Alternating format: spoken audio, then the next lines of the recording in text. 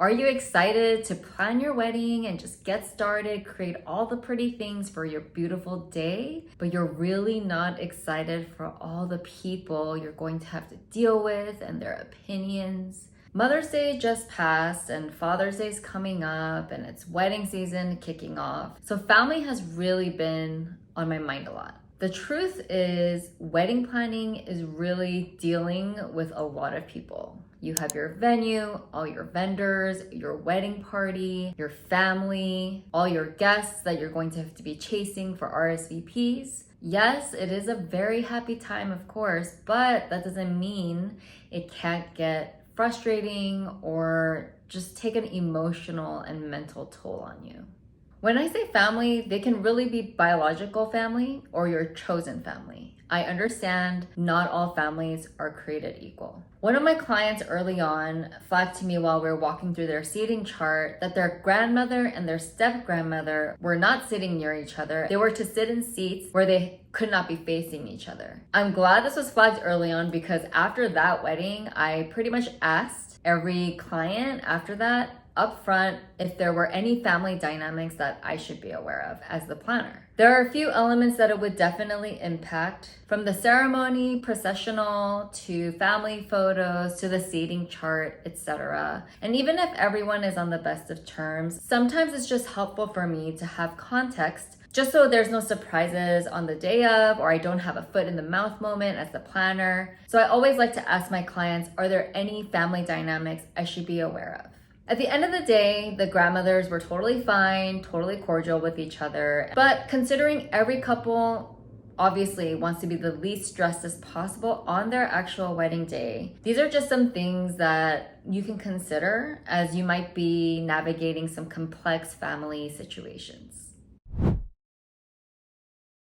You might have parents who are separated or divorced or remarried. It may have happened recently, it may have happened years ago, but if you do know that they're not on the best of terms, I would definitely have conversations with each of them early on if you do want both of them to be at your wedding, that it's important to you that they show up for you at your wedding and that they're present for you on their day and potentially maybe throughout the planning process depending on how involved you want them to be. But having that conversation in the beginning will set the tone for their behavior throughout the coming months. Of course, you want to listen to where they stand, but you also want to make sure that you're heard. If it's to the point where you feel like there is no solution for both of them to be at the wedding, then I do feel that's not your responsibility to make sure that that happens. I think all you can do is express to them what you want, and hopefully they are grown up enough to have a line of communication with each other and to be able to show up for you, especially if you convey to them that it's important to you. Even if you think or know that they are on good terms, if they are separated or not together anymore, I do think it's a good idea just to talk to them because you just never really know how everyone is feeling at that given time. Another point of tension that sometimes I see or observe is when parents contribute to the wedding financially and the couple was unaware of expectations that they had for planning. It seemed like there were no strings attached, but during the middle of the wedding planning, the couple realizes the parents actually had a lot of expectations. Like, why can't I invite 15 more guests because I gave you $10,000? Or why can't I have the caterer that I want because I gave you money for this? And we really want to avoid any kind of uncomfortable conversations like that. And I think it's important when they give you the money, especially if they don't say anything, because maybe they're not even really thinking about it at that time. When you receive the money, I think it's important to ask them, hey, can I use this at my discretion? Or even ask them, hey, is there anything that I can give you in return, or just have in the wedding, maybe a custom that's important to them or some tradition that you weren't aware of that maybe they want included. I just think it's important to set mutual ground rules from the beginning so that there's no surprises or misunderstandings, especially because the wedding planning process is quite long and you just don't want any type of awkwardness or tension or misunderstandings when it comes to the planning. Outside of parents, you of course have other family members. Maybe they're trying to make it all about them. Maybe a sibling is jealous because you're getting married first. Maybe the mothers, yours and your mother-in-law, are just trying to make it all about them. If anyone is stressing you out or putting you into any kind of spiral, I would nip that in the bud as early as possible. Have a sit down with them, make it casual, ask them what's up, and just tell them like these things that they're doing are really making you stressed out. Maybe they don't even know what they're doing. They might just be really excited to be a part of it. They might be really excited that you're getting married, and they just find themselves inserting themselves into the planning, but it's not working for you.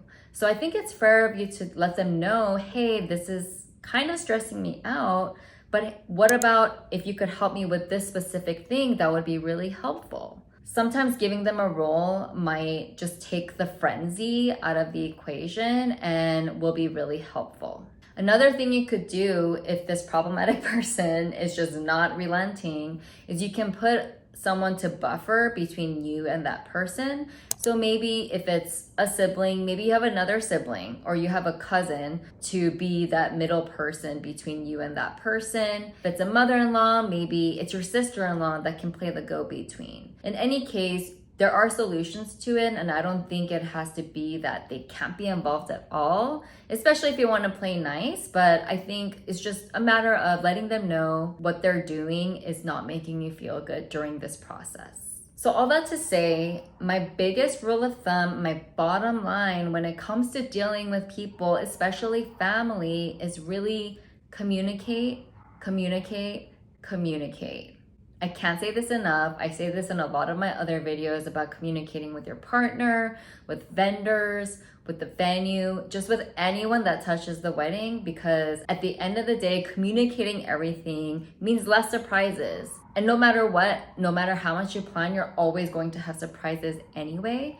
So as much as you can talk about it ahead of time, the better. It may be hard to face at first that you need to have these conversations, but you'll be glad that you did it, because at the end of the day, you really want to avoid any type of emotional meltdown or implosion on your wedding that has nothing to do with you and you're in your Zen place and things are happening around you. You don't want that to happen. I understand not everyone can be assertive or direct, but I think if you just really focus on your feelings and how you want to be feeling, as in stressed versus not stressed, really stressed and less stressed, then you can take those steps to make sure that the people who are the closest to you in your lives can make your planning process a more enjoyable one rather than stressing you out more. If you liked this video, you might enjoy this one that I made about your wedding planning mindset even before you start planning. If you're just getting started, you can also download my free wedding planning timeline and checklist, which is a downloadable PDF.